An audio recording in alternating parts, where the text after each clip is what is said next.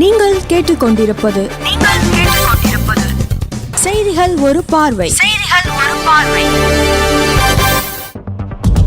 நீங்கள் கேட்டுக்கொண்டிருப்பது உங்கள் அதிரை எஃப்எம்மில் ஆல் இண்டியா ரேடியோ மாநில செய்தியின் மறு ஒலிபரப்பு. செய்திகள் வாசிப்பவர் சுமித்ரா ரத்னம். தலைப்புச் செய்திகள்: உலகளாவிய சவால்களுக்கிடையிலும் நாட்டின் பொருளாதார வளர்ச்சி சீராக உள்ளது என்று பிரதமர் திரு நரேந்திர மோடி தெரிவித்துள்ளார். திருப்பதியில் புதிதாக கட்டப்பட்டுள்ள பக்தர்கள் தங்குமிடத்தை குடியரசு துணைத் தலைவர் திரு சி.பி. ராதாகிருஷ்ணன் இன்று திறந்து வைத்தார். உற்பத்திக்கான இந்தியா இயக்கம் நாட்டை உலகளாவிய உற்பத்தி மையமாக மாற்றியுள்ளதாக மத்திய வர்த்தக அமைச்சர் திரு பியூஷ் கோயல் கூறியுள்ளார். ரயிலில் இருந்து செலுத்தக்கூடிய அக்னி பிரைம் ஏவுகணை வெற்றிகரமாக சோதித்து பார்க்கப்பட்டது. கௌஷின் மாஸ்டர்ஸ் பேட்மிண்டன் போட்டியில் இந்தியாவின் ஈஷா ராணி பருவா காலிறுதிக்கு முன்னேறியுள்ளார். இனி விரிவான செய்திகள். உலகளாவிய சவால்களுக்கிடையிலும் நாட்டின் பொருளாதார வளர்ச்சி சீராக உள்ளதாக பிரதமர் திரு நரேந்திர மோடி தெரிவித்துள்ளார். உத்தரப்பிரதேசத்தின் கிரேட்டர் நொய்டாவில் சர்வதேச வர்த்தக கண்காட்சியை தொடங்கி வைத்து பேசிய அவர், நாடு சுயசார்பு அடைய வேண்டியதன் அவசியத்தை வலியுறுத்தினார். நாட்டில் பயன்படுத்தப்படும் ஒவ்வொரு பொருளும் இந்தியாவில் தயாரிக்கப்பட்டதாக இருக்க வேண்டும் என்றும் அவர் குறிப்பிட்டார். சுயசார்புக்கான நடவடிக்கைகளை அரசு விரைவுபடுத்தியுள்ளதாக கூறிய அவர், செமி கண்டக்டர் சிப்கள் முதல் கப்பல் வரை இந்தியாவில் தயாரிக்கப்பட்டதாக இருக்க வேண்டும் என்ற நோக்கில் மத்திய அரசு செயல்படுவதாக தெரிவித்தார். சோதனையான காலகட்டத்தில் இந்தியாவிற்கு ஆதரவாக திகழும் ரஷ்யாவின் ஒத்துழைப்புடன் உள்நாட்டிலேயே தயாரிக்கப்படும் AK-203 ரக துப்பாக்கிகள் பிற ரகங்களை விட திறன் வாய்ந்தவையாக இருக்கும் என்றும் அவர் கூறினார். பாதுகாப்புத் துறையில் வலிமையான நாடாக இந்தியா உருவாகி வருவதை சுட்டிக்காட்டிய அவர், பாதுகாப்பு தளவாடங்கள் உள்நாட்டில் தயாரிக்கப்பட்டவையாக இருக்க வேண்டும் என்றும் தெரிவித்தார். சரக்கு மற்றும் சேவை வரி சீர்திருத்தங்கள் நாட்டின் வளர்ச்சிக்கு புதிய உத்வேகத்தை அளித்திருப்பதாகவும் பிரதமர் கூறியுள்ளார். குடியரசுத் தலைவர் திருமதி திரௌபதி முர்மு உத்தரப்பிரதேச மாநிலம் பிருந்தாவன் சென்றுள்ளார்.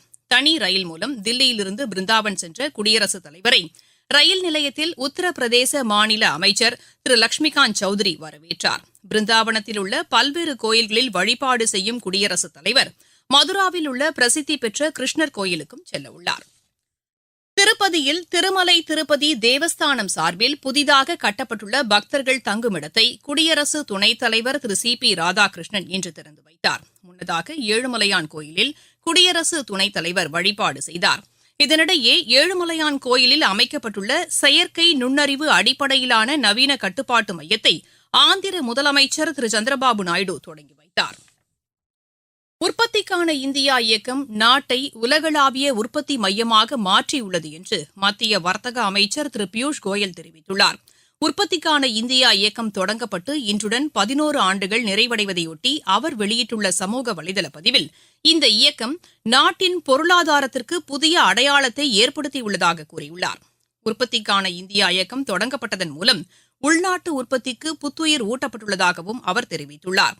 கடந்த 11 ஆண்டுகளில் அந்நிய நேரடி முதலீடு பெருமளவு அதிகரித்துள்ளதாகவும், சூரிய சக்தி மற்றும் காற்றாலை மின் உற்பத்தி சாதனங்கள், விமான உதிரி பாகங்கள் தயாரிப்பு, விண்வெளி சாதனங்கள் என பல்வேறு துறைகளிலும் புரட்சி ஏற்பட்டிருப்பதாகவும் அவர் கூறியுள்ளார். குறிப்பாக செல்போன் உற்பத்தியில் இந்தியா உலகின் 2வது பெரிய நாடாக உருவெடுத்திருப்பதையும் திரு பியூஷ் கோயல் சுட்டிக்காட்டியுள்ளார். இந்தியாவின் UPI பண பரிவர்த்தனை முறையை தற்போது கத்தார் நாடும் பயன்படுத்த தொடங்கியுள்ளதாக மத்திய தொலைத்தொடர்புத்துறை அமைச்சர் திரு ஜோதிராதித்ய சிந்தியா கூறியுள்ளார். இது தொடர்பாக அவர் வெளியிட்டுள்ள சமூக வலைதள பதிவில், ஏற்கனவே 7 நாடுகள் இந்த முறையை பின்பற்றி வரும் நிலையில் 8வது நாடாக கத்தாரும் இந்த வசதியை பயன்படுத்துவதாக குறிப்பிட்டுள்ளார். கத்தார் நாட்டிற்கு அதிக அளவில் செல்லும் வெளிநாட்டவர்களில் இந்தியர்கள் 2ஆம் இடம் வகிக்கும் நிலையில் UPI பரிவர்த்தனையை அந்நாட்டில் பயன்படுத்துவது இந்தியர்களுக்கும் பேருதவியாக இருக்கும் என்று திரு ஜோதிராதித்ய சிந்தியா தெரிவித்துள்ளார். நீங்கள் கேட்டுக்கொண்டிருப்பது ஆகாஷ்வாணியின் செய்தி அறிக்கை.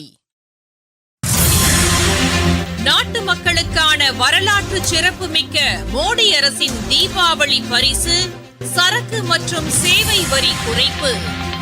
மருத்துவம் மற்றும் ஆயுள் காப்பீட்டிற்கான வரி முழுமையாக ரத்து. 36 உயிர்காக்கும் மருந்துகள் மீதான வரியும் ரத்து. அடுத்த தலைமுறைக்கான இந்த சீர்திருத்த நடவடிக்கைகளில் மாணவர்கள் பயன்படுத்தும் ஸ்டேஷனரி பொருட்களுக்கான வரி ரத்து. வீட்டு உபயோக மின்னணு பொருட்கள் மீதான வரி குறைப்பு. பால் பொருட்கள் மற்றும் பாத்திரங்கள் மீதான வரி 12%-இருந்து 5%-ஆக குறைப்பு. வேளாண் இயந்திரங்களுக்கான வரியும் 5%-ஆக குறைப்பு. வளர்ச்சியடைந்த இந்தியாவிற்கான பயணத்தில் மோடி அரசு தொடரும் சீர்திருத்த நடவடிக்கைகள். ரயிலில் இருந்து செலுத்தக்கூடிய நடுத்தர தொலைவு அக்னி பிரைம் ஏவுகணை வெற்றிகரமாக பரிசோதிக்கப்பட்டுள்ளது. சாலை மற்றும் ரயில் மார்க்கமாக எடுத்துச் செல்லக்கூடிய இந்த ஏவுகணையை வெற்றிகரமாக செலுத்திய பாதுகாப்பு ஆராய்ச்சி மற்றும் மேம்பாட்டு நிறுவன விஞ்ஞானிகளுக்கு பாதுகாப்புத்துறை அமைச்சர் திரு ராஜ்நாத் சிங் பாராட்டு தெரிவித்துள்ளார். இந்த ஏவுகணை 2000 கிலோமீட்டர் தொலைவில் உள்ள இலக்கை தாக்கும் திறன் கொண்டது என்று அவர் கூறியுள்ளார். குறைந்த வெளிச்சத்திலும் விரைவில் எடுத்துச் சென்று செலுத்தக்கூடிய இந்த ஏவுகணை பாதுகாப்பு படையினருக்கு பேருதவியாக இருக்கும் என்றும் திரு ராஜ்நாத் சிங் தெரிவித்துள்ளார். பாரதிய ஜனசங்க நிறுவனர் பண்டிட் தீன்தயாள் உபாத்யாயாவின் பிறந்த தினம் இன்று கொண்டாடப்படுகிறது. இதையொட்டி தலைவர்கள் பலர் அவருக்கு மரியாதை செலுத்தியுள்ளனர். குடியரசு துணைத் தலைவர் திரு CP ராதாகிருஷ்ணன் வெளியிட்டுள்ள சமூக வலைதள பதிவில், நாட்டின் உண்மையான சேவகராக திகழ்ந்த பண்டிட் தீன்தயாள் உபாத்யாயா கலாச்சார வளமிக்க, இரக்கம் மற்றும் மனித நேயமிக்க இந்தியாவை காண விரும்பியதாக குறிப்பிட்டுள்ளார்.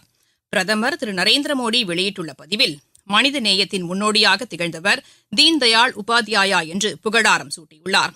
அவரது தேசிய சிந்தனைகளும் ஏழை மக்கள் மீதான பரிவும் நாட்டின் முன்னேற்றத்திற்கு வழிகாட்டியாக உள்ளது என்றும் பிரதமர் குறிப்பிட்டுள்ளார். மத்திய உள்துறை அமைச்சர் திரு அமித்ஷா வெளியிட்டுள்ள செய்தியில், கலாச்சார மேம்பாட்டுடன் கூடிய பொருளாதார வளர்ச்சிக்காக பாடுபட்டவர் தீன்தயாள் உபாத்யாயா என்று கூறியுள்ளார். மத்திய இணையமைச்சர் டாக்டர் எல் முருகன் வெளியிட்டுள்ள சமூக வலைதள பதிவில், மக்களிடையே சுதந்திர வேட்கையை ஏற்படுத்துவதில் பெரும் பங்கு வகித்த தீன்தயாள் உபாத்யாயா கிராம சுயாட்சி மற்றும் சுதேசி கொள்கைகளை தீவிரமாக ஆதரித்தவர் என்று குறிப்பிட்டுள்ளார். தர உத்தரவாதம் மற்றும் எதிர்காலத்திற்கான திறன் மேம்பாடு குறித்த பயிலரங்கம் நாட்டின் திறன் மேம்பாட்டிற்கு உத்வேகம் அளிக்கும் என்று மத்திய இணையமைச்சர் திரு ஜெயந்த் சௌத்ரி கூறியுள்ளார். தேசிய தொழிற்கல்வி மற்றும் பயிற்சி குழுமம் சார்பில் சென்னையில் நடைபெற்ற தென்மண்டல அளவிலான கருத்தரங்கை காணொலி வாயிலாக தொடங்கி வைத்து அவர் பேசினார். நாட்டின் வளர்ச்சிக்கு திறன் மேம்பாடு முக்கியம் என்று குறிப்பிட்ட அவர், இந்த முயற்சியை வலுப்படுத்த மத்திய அரசால் மேற்கொள்ளப்பட்ட பல்வேறு சீர்திருத்தங்களையும் எடுத்துரைத்தார். தமிழகம், ஆந்திரா, கேரளா, புதுச்சேரி உள்ளிட்ட தென் மாநிலங்கள் மற்றும் யூனியன் பிரதேசங்களைச் சேர்ந்த கல்வி நிறுவனங்கள் மற்றும் திறன் மேம்பாட்டு பயிற்சி நிறுவனங்களின் பிரதிநிதிகள் இதில் கலந்து கொண்டனர்.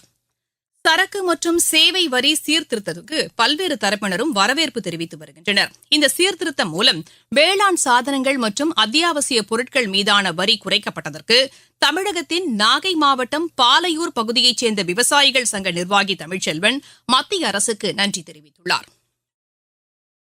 பிரதமர் மோடி ஐயா அவர்கள் வரி குறைப்பு செய்திருப்பது வரவேற்க வேண்டிய விஷயம். பிளாஸ்டிக் சம்பந்தப்பட்ட இந்த கைத்தெளிப்பான், விசைத்தெளிப்பான் போன்றவைகளுக்கு 28% இருந்த GST வரியை ஐயா அவர்கள் 5% குறைச்சிருக்காங்க. அதே மாதிரி வேளாண் கருவிகள், நடவை இயந்திரம், அறுவடை இயந்திரம் போன்றவைகளுக்கு 18% இந்த GST வரியை 5% குறைச்சிருக்காங்க. இதன் விளைவாக வாங்கும் திறன் அதிகரிக்கும், விவசாயிகள் உற்பத்தி செய்யக்கூடிய பொருட்களுக்கு அதிகமான ஒரு விலையும் கிடைக்கும். இந்த இயந்திரங்கள் தட்டுப்பாடு இல்லாமல் இந்தியா முழுவதும், தமிழகம் முழுவதும் GST வரி குறைப்பால மிகப்பெரிய பயனடைஞ்சிருக்காங்க. அதற்காக எங்களுடைய டெல்டா மாவட்டம் தமிழகத்தில் இருக்கக்கூடிய அனைத்து விவசாயிகள் சார்பாக பிரதமர் நரேந்திர மோடி ஐயா அவர்களுக்கு எங்களுடைய நன்றியை அவர்களுக்கு உரித்தாக்குகிறோம். கவுஷிங் மாஸ்டர்ஸ் பேட்மிண்டன் போட்டியில் இந்தியாவின் ஈஷா ராணி பருவா காலிறுதிக்கு முன்னேறியுள்ளார். மகளிர் ஒற்றையர் பிரிவு காலிறுதிக்கு முந்தைய சுற்று ஆட்டத்தில் அவர் 15-21, 21-14, 23-21 என்ற செட் கணக்கில் சீன தைப்பேயின் ரோ ஹூசான் கோவை வென்றார்.